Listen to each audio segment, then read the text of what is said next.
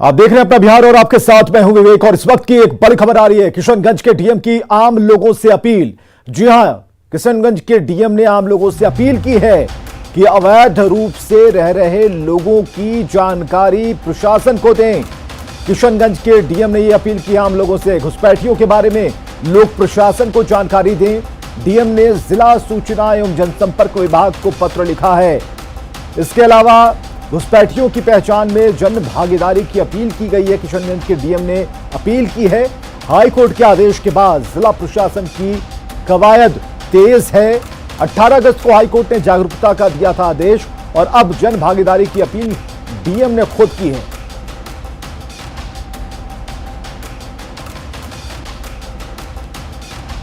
तो घुसपैठियों के बारे में लोग प्रशासन को जानकारी दें। किशनगंज के डीएम ने आम लोगों से अपील की है। डीएम ने जिला सूचना एवं जनसंपर्क विभाग को एक पत्र लिखा है। घुसपैठियों की पहचान में जन भागीदारी की अपील की जा रही है ताकि जो घुसपैठिए हैं उनकी पहचान हो पाए, शिनाख्त हो पाए और प्रशासन को उनके बारे में जानकारियां लोग दें। इसके लिए किशनगंज के डीएम ने आम लोगों से अपील की है। और हाईकोर्ट ने इससे पहले जागरूकता की बात कही थी। अवैध रूप से रह रहे लोगों की जो जानकारियां हैं वो प्रशासन को दिया जाए, ये कहना है किशनगंज के डीएम का। और जो घुसपैठिए हैं जिनके बारे में किसी को कुछ पता नहीं है, जिनके पास दस्तावेज नहीं है, वो भारतीय हैं या नहीं हैं, अगर किसी को किसी पर संदेह है तो कम से कम इसकी सूचना जरूर दें। किशनगंज के डीएम की यही अपील है कि जो बाहरी हैं उनकी सूचना मिलनी चाहिए और ये तभी होगा जब जागरूकता लोगों में आएगी, लोग पहचान पाएंगे और इसकी सूचना खासकर उन लोगों की जो अवैध रूप से रह रहे हैं, इनकी प्रॉपर जानकारी प्रशासन को होनी चाहिए। इसलिए किशनगंज के डीएम ने अपील की है लोगों से, आम लोगों से अपील है। जिला सूचना एवं जनसंपर्क विभाग को भी पत्र लिखा गया है डीएम की तरफ से। घुसपैठियों की पहचान में जन भागीदारी की अपील की गई है। आनंद अमृतराज हमारे साथ सीधे जुड़ते हैं। आनंद, डीएम की अपील, अब लोगों से यह कहा जा रहा है कि आप जो बाहरी लोग हैं उनकी पहचान करें और उनके बारे में सूचना दें।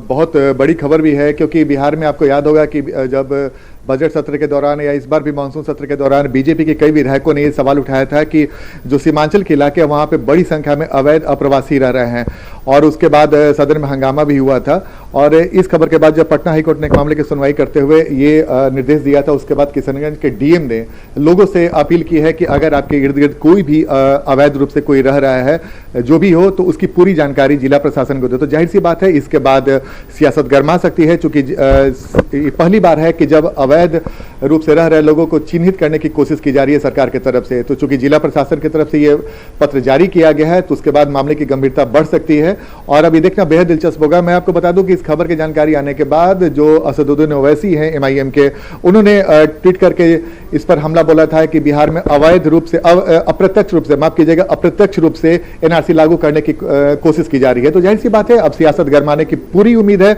और कई बार बीजेपी के नेताओं ने ये बार बार सवाल उठाया था कि खासकर जो सीमांचल मिथिलांचल का एक बड़ा हिस्सा है वहां पे बड़ी संख्या में लोग अवैध रूप से रह रहे हैं और उनकी आबादी लगातार बढ़ती जा रही है। और कई बार तो हम लोगों ने यह भी सुना है कि उन्होंने कहा कि कई जगहों पे आबादी उनकी बढ़ती जा रही है, खास धर्म के लोगों की।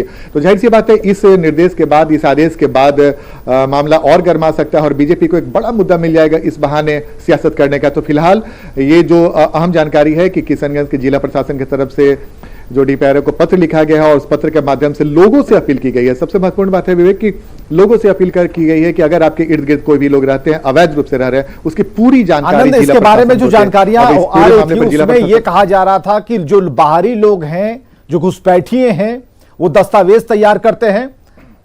और हरेंद्र प्रताप जी हमारे साथ जुड़ चुके हैं। हरेंद्र प्रताप जी से जरा बात करते हैं। हरेंद्र प्रताप जी, बहुत बहुत स्वागत है आपका इस चर्चा में शामिल होने के लिए। किशनगंज के डीएम ने आम लोगों से अपील की है और कहा है कि जो बाहरी लोग हैं उनकी पहचान करें और हमें बताएं, प्रशासन को इत्तला करें। तो इस पर क्या कहना होगा, क्या रिएक्शन है आपका? आप तो इस पर काम करते रहे। देखिए, 50 लाख के आसपास बांग्लादेशी घुसपैठिए बिहार में और ये 18 अगस्त को निर्णय दिया हाईकोर्ट ने। हाईकोर्ट ने ये कहा कि जो बाहरी लोग हैं उनको आप गिरफ्तार करेंगे तो कहाँ रखेंगे जो बनाने के लिए। तो उसके आधार पर उन्होंने कहा कि इनकी पहचान करिए और इसको व्यापक प्रिंट और इलेक्ट्रॉनिक मीडिया में हरेंद्र जी एक प्रचार मिनट रुकिए, करिए। अख्तरुल इमाम साहब भी हमारे साथ मौजूद हैं, उनसे जरा बात करते हैं। एआईएम एमआईएम की जो प्रतिक्रिया आई है इस पूरे मसले पर वो क्या है, ये जानने के बाद आप जो 50 लाख का डेटा दे रहे हैं, कितने लोग हैं उनके पास जरूरी दस्तावेज जो हैं वो हो सकते हैं फर्जी तरीके से बनाए गए हों, इस पर एआईएमआईएम ने क्या प्रतिक्रिया दी है, जरा अख्तरुल साहब बताइए। सवाल ये पैदा होता है कि पहले उनसे पूछिए जो लोग ये कहते हैं कि 50 लाख वहां पर घुसपैठिए हैं बांग्लादेशी, उनके पास क्या सबूत है। अफवाह फैलाना जुर्म है और किसी कम्युनिटी को निशाना बनाकर और किसी ऐसी बात को जिससे समुदाय के दरमियान में नफरत फैलती है, ये जुर्म है। ये जुर्म, नफरत की सौदागरी और लोगों में तनाव पैदा करना। आप देखेंगे कि ऐसे ही लोगों ने प्रशासन को दिग्भ्रमित किया कि एक जमाने में यहाँ के बहुत ही मशहूर तो इसमें समुदाय कहाँ आता है? नहीं, उसमें समुदाय की मैं ये बता रहा हूँ कि आप विदेशी क्यों नहीं बोल रहे थे, बांग्लादेशी बोल रहे हैं। विदेशी क्यों नहीं बोल रहे हैं? जो भी विदेशी है, जिस देश का भी है, घुसपैठिया है, वो गलत है, किसी को बर्दाश्त नहीं जैसा है, कानून में किसी की राहत नहीं है। ठीक है, आप लाइन पे ही रहिए। जापान के ले लो, चाइना के, ठीक है, आपने जो सवाल खड़ा किया है कि 50 लाख वाला डेटा कहां से आया, जरा बताइए हरेंद्र जी इनको। हरेंद्र जी, आप हमें सुन पा रहे हैं?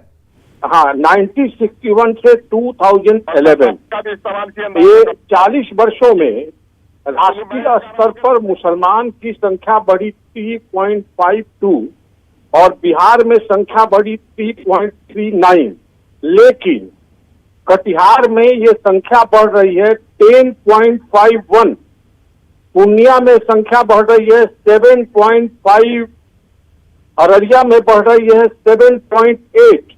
मैं किशनगंज का ही, चूंकि जब हमारे मित्र बोल रहे हैं तो किशनगंज का भी मैं आपको आंकड़ा, ये सारे सेंसस के आंकड़े हैं, मेरी किताब है, किसी को लेकिन ये तो अख्तरुल साहब तो कह रहे हैं कि भाई इससे विदेशी कहिए, घुसपैठिए मत कहिए। अरे भैया, विदेशी है लेकिन इसमें संख्या बढ़ी है, एक खास कम्युनिटी मुस्लिम कम्युनिटी की बढ़ी है ना, तो मुस्लिम कम्युनिटी कहाँ से आई है? बांग्लादेशी घुसपैठिए हैं, सीधी सी बात है। और मैं तो पूरे के पूरे आपके एक एक इलाका और सारे आंकड़े रख देता हूँ, आप उनसे पूछिए कि कैसे संभव हो रहा है। अख्तरुल साहब को सुनिए। अख्तरुल साहब, केंद्र में दूसरी भी सरकार रहे, कितने लोगों की गिरफ्तारियां हुई अब तक इस इलाके में? करने वाली बातें कर रहे हैं आप लोग, कितने लोगों की गिरफ्तारी हुई? इसके माने प्रशासन फेल है, इसके माने बॉर्डर में जो बॉर्डर की पुलिस है आपकी, वो सब फेल है। ये सारी बातें अखबारी बयानबाजी और ये आंकड़े का खेल कराते हैं आप लोग। जितने भी लोग देश के दूसरे कोने से, जमीन सस्ती है, लोग गरीब हैं, यहाँ नौकरी करने आता तो किशनगंज में बसता है, अररिया में बसता है, पूर्णिया में बसता है, शांत क्षेत्र है, गरीबों का क्षेत्र है। जितने भी लोग यूपी से आकर के यहाँ पर बसे हुए हैं, बिहार के दूसरे हिस्सों से बसे हैं, बिहार के दूसरे जिलों में नहीं बसे हैं लोग, आबादी उनकी बढ़ी है। अगर मैं कह रहा हूँ कि बांग्लादेशी लोगों की आबादी बढ़ी है तो सरकार कर क्या रही है? चूड़ी पहनी हुई है क्या? ऐसे लोगों को गिरफ्तार क्यों नहीं कर पा रही? चूड़ी पहनी हुई है। ये जुमलेबाजी से तनाव का माहौल पैदा करने की कोशिश की जा रही है। ये इन किस्म के जुमलेबाजों ने हमेशा तनाव पैदा किया है समाज को। आंकड़े हैं क्या? मैं तो फिगर दे रहा हूँ। अरे फिगर दे रहा हूँ मैं, कह रहा हूँ ये फिगर होम मिनिस्ट्री को क्यों नहीं दिया? ये फिगर होम मिनिस्ट्री को दिया, होम मिनिस्ट्री को दिया। क्या कर रही है सरकार? ये तो हाई कोर्ट ने कहा है, ये हाई कोर्ट ने कहा है। अरे मैं कह रहा हूँ कि क्या कर रही है गवर्नमेंट? क्या? हाँ, तो इसीलिए तो हाई कोर्ट ने कहा है ना, सरकार नहीं कुछ कर रही है, इसीलिए तो कहा है। हाईकोर्ट ने 50 लाख का आंकड़ा दिया है, हाईकोर्ट ने 50 लाख का आंकड़ा दिया है। हाई कोर्ट का आप पहले निर्णय सुन लीजिए। निर्णय, हाँ नहीं, पहले ये बताइए जनाब आली कि हाईकोर्ट ने आंकड़ा दिया है 50 लाख का? ना मैं दे रहा हूँ ना, तो नेशनल लेवल का मैं फिगर के आधार पर, नेशनल लेवल के फिगर के आधार पर मैं कह रहा हूँ, अगर राष्ट्रीय स्तर के वृद्धि से ज्यादा अगर है तो, और वो भी खास करके मुसलमान की है, तो सीधी सी बात है बांग्लादेश से ये आए हुए लोग घुसपैठिए हैं, मुस्लिम घुसपैठिए हैं। मैं कह रहा हूँ कि घुसपैठिए जो भी है वो गैर आईनी है, गैर कानूनी है। सुनिए, गैर आईनी है, गैर कानूनी है, उसकी कभी सिफारिश नहीं की जा सकती है ना, उसकी सिफारिश नहीं की जा सकती है। लेकिन चूंकि यहाँ पर चूंकि आरएसएस और भाजपा के लोग यहाँ पर नारा यही दे रहे हैं, सुनिए, मुसलमानों के 2 स्थान, बांग्लादेशी घुसपैठिए तुम्हारा 2 स्थान, चाहे कब्रिस्तान या पाकिस्तान, इस किस्म के नारे चूंकि आरएसएस बीजेपी के लोग देते रहे हैं, इससे इन शब्दों से मुझे ये शब्द है विदेशी जो भी घुसपैठिए हैं, व्यक्ति विदेशी अगर यहाँ आया है उसकी पहचान होनी चाहिए कि नहीं होनी? बिल्कुल, मैं उससे इनकार क्या करता हूँ, पहली बात है, ठीक है ठीक है ठीक है, उसमें क्यों नहीं लिखते? अगर देश को अंकित करते हैं तो उसमें लिखे, उसमें जापानी पाकिस्तानी, उसमें लिखे जापानी पाकिस्तानी, जो भी है पहचान तो हो जाए। पहले तो जो विदेशी है उसकी पहचान हो जाए, क्योंकि ये इसमें केवल मुस्लिम आबादी, अब किशनगंज राष्ट्रीय स्तर पर मुस्लिम 61 से 11 तक 40% वृद्धि हो रही है, और किशनगंज के अंदर मुस्लिम आबादी 14 आंकड़ों के खेल खेलने भाई जी, आप इसको आंकड़े समझिए। अरे यहाँ पर आइए किशनगंज में और तहकीक कीजिए, ये आंकड़े जो पेश कर रहे हैं आप, इन आंकड़ों को देखिए कि दरभंगा से आके कितने लोग बसे, बेगूसराय से आके कितने लोग बसे, बलिया से कितने लोग आके यूपी के बसे, क्या तो यहाँ आया है उसकी पहचान कीजिए, मैं उसके पक्ष में। अरे भाई, तो मैं कह रहा हूँ कि विदेशियों को कौन ऐसा देश का आदमी है जो विदेशी घुसपैठियों को गलत नहीं कहेगा? लेकिन सवाल ये पैदा होता है कि जिम्मेदार सरकार बैठी हुई है और भारत माँ की भारत को माँ कहने वाली सरकार बैठी हुई है, बात हो भाई, मैं कह रहा हूँ कि क्या कर रहे हैं। अगर किशनगंज प्रखंड में राष्ट्रीय स्तर पर 3.5% मुस्लिम जनसंख्या बढ़ती है 61 से 2011 तक, और किशनगंज प्रखंड की संख्या जो हिंदू बहुल्य था 1961 में वो मुस्लिम बहुल हो रहा है, और यहाँ अचानक 14.19% मुस्लिम जनसंख्या बढ़ती है। पता है यहाँ पर संथाल परगना से कितने लोग यहाँ पर आए हुए हैं? संथाली जब इस इलाके में कुछ भी नहीं थे, अभी संथाली भाइयों की कितनी आबादी हुई है, तो उसकी दिक्कत किसको है? दिक्कत पहचान होने में पहचान हो जाए। आप पहचान किसको है? वैसी कह रहे हैं कि एनआरसी लागू होने की बात हो रही है। सवाल ये पैदा होता है कि ये सरकार तो यकीनन है कि चोर दरवाजे से बहुत सारे गलत फैसले करवा लेती है। अब आधार कार्ड के बारे में देश सरकार बताइए, हाई कोर्ट ने कहा है, हाई कोर्ट के आधार पर इसका व्यापक प्रचार आप खुद कहिए, जो भी देशभक्त है वो कहेगा कि हमारे देश में अगर कोई बिना प्लास्टिक पासपोर्ट वीजा के आता है उसकी पहचान हो, उसके खिलाफ कार्रवाई होनी चाहिए। आप क्यों भागते क्यों हो भाई? चूंकि मुस्लिम जनसंख्या अचानक बाकी राष्ट्रीय स्तर पर चाहे 3% और किशनगंज प्रखंड के अंदर 14.19% मुसलमान आए हैं यहाँ। आप मुसलमान के नाम पर विदेशी मुसलमान के इतना प्रेम क्यों? आप अगर भारतीय मुसलमान हैं तो कहिए कि जो हिंदू है चाहे मुसलमान है पहले उसकी पहचान हो। किए जाते हैं सारे आंकड़े गलत, सच्चाई सेंसस का ये मेरा आंकड़ा है क्या? सेंसस का आंकड़ा है। तो अख्तरुल साहब जरा ये बताइए, कि आखिर जिलाधिकारी को क्यों जरूरत पड़ी अपील करने की आम लोगों से? सारे आंकड़े चैलेंजेबल है। अख्तरुल साहब, क्या आप डीएम साहब का समर्थन करेंगे? उन्होंने अपील की है।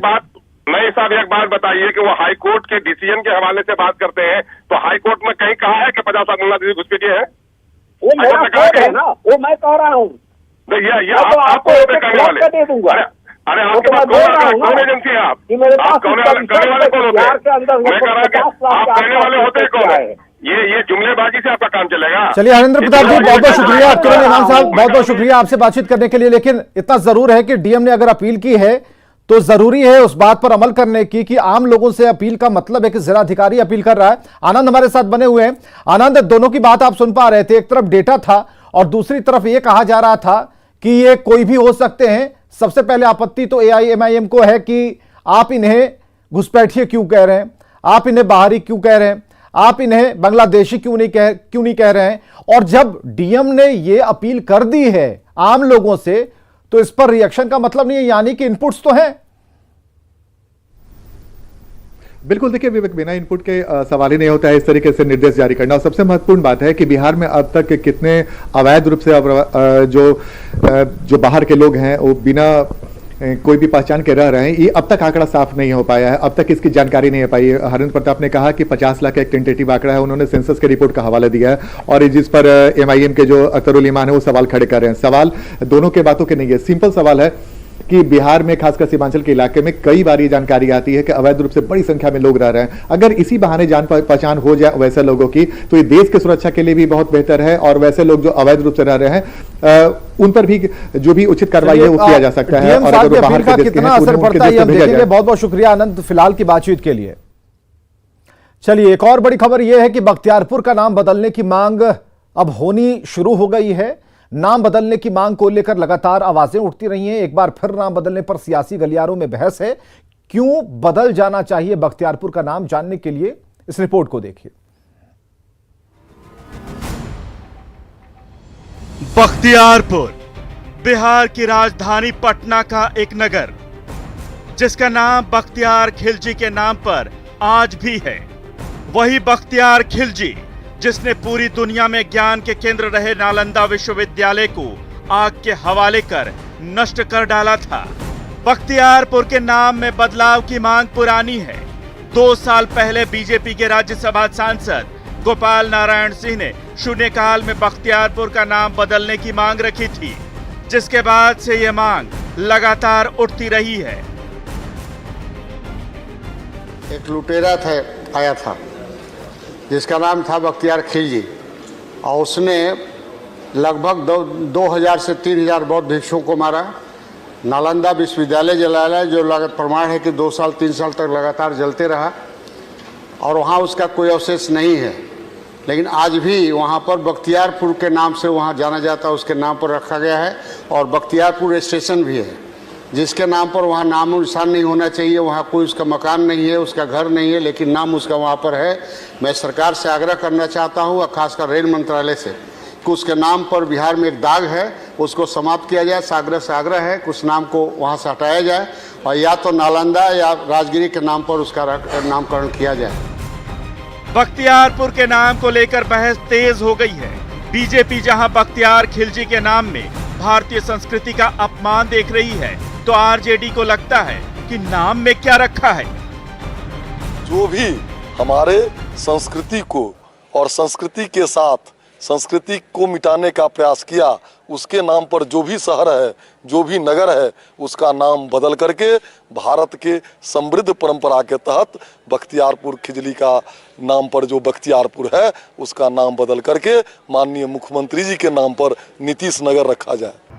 बख्तियारपुर का जो नाम बदलने का बात चल रहा है, तो हम मांग करते हैं सरकार से कि काम की बात होनी चाहिए, रोजगार की बात होनी चाहिए, अच्छी स्वास्थ्य व्यवस्था की बात होनी चाहिए, ना कि नाम बदलने को लेकर राजनीति होनी चाहिए। काम की बात करें, मन की बात करने से काम नहीं चलेगा, और नाम बदलने से काम नहीं चलेगा। लोगों को रोजगार दें, शिक्षा दें और स्वास्थ्य व्यवस्था प्रदान करें।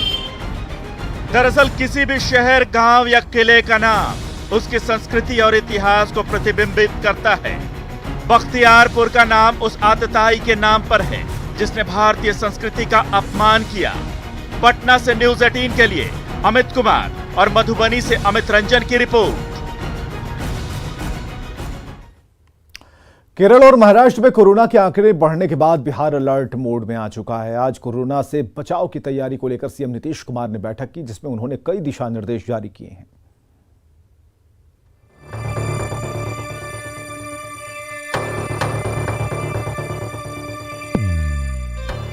केरल और महाराष्ट्र में लगातार बढ़ रहे कोरोना वायरस के मामलों से देश में तीसरी लहर की आहट अब सुनाई देने लगी है।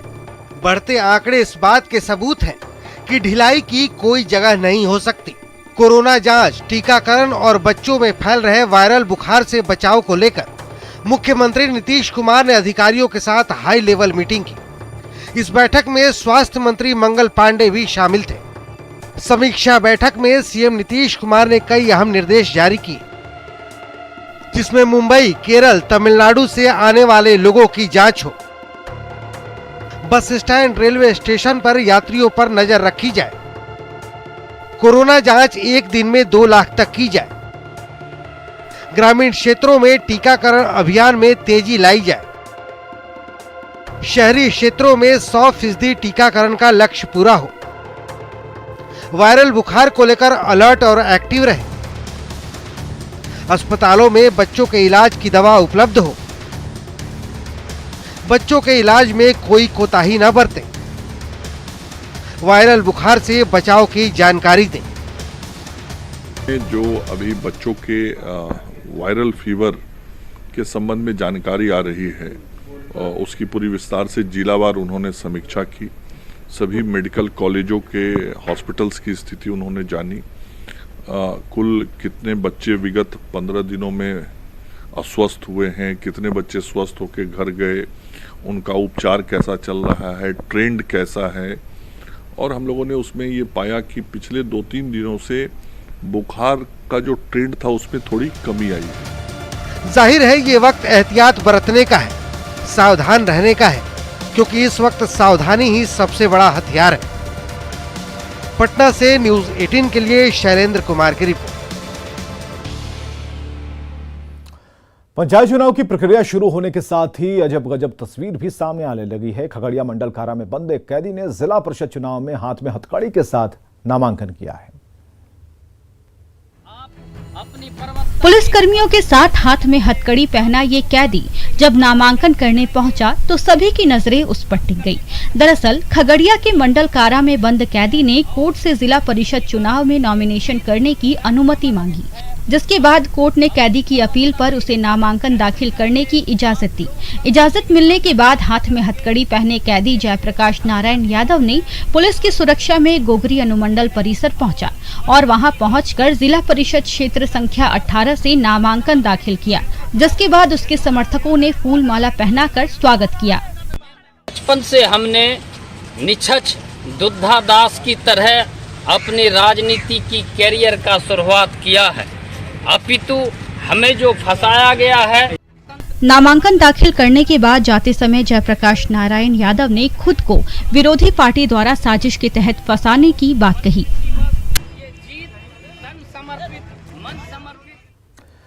14 सितंबर को हिंदी दिवस मनाया जाता है। हिंदी हमारी मातृभाषा है। ये हमारी जिम्मेदारी है कि हम हिंदी के प्रति अपने दायित्वों को निभाएं, अपनी मातृभाषा के सम्मान को बढ़ाने के लिए सदैव तत्पर रहें। इसी सोच से प्रेरित होकर न्यूज़ 18 आप सभी के लिए लाया है एक दिलचस्प कॉन्टेस्ट, जिसका नाम है हिंदी के सम्राट। और इस कॉन्टेस्ट में भाग लेना बेहद आसान है। 8506018018 नंबर पर आपको करना है मिस्ड कॉल।